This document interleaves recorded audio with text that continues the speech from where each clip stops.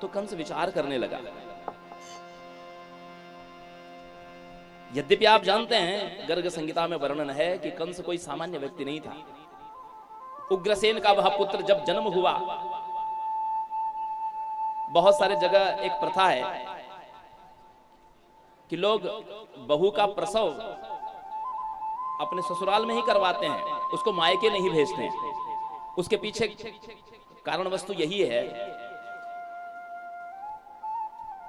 कि जब उग्रसेन की पत्नी अपने मायके गई थी और कंस जब गर्भ में था, तो रात्रि में अकेले वाटिका में भ्रमण करने के लिए निकली, तो द्रुमलिक नाम के एक राक्षस की परछाई उस पर गर्भ पर पड़ी, जिसके कारण यह कंस ऐसे पाप से युक्त और दुराचार से युक्त हुआ।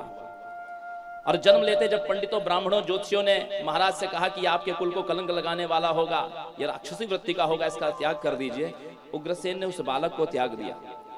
पूतना नाम की एक राक्षसी ने उसको अपना दूध पिलाया था।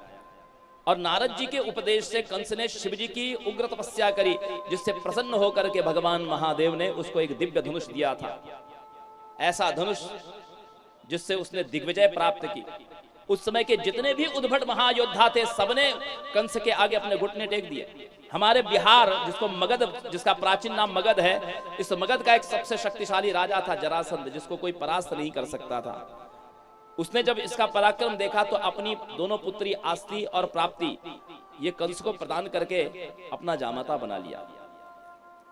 ब्राह्मणों के कहने से पिता ने मेरा त्याग कर दिया है, इस भावना से उसने अपने पिता को राज सिंहासन पर से च्युत करके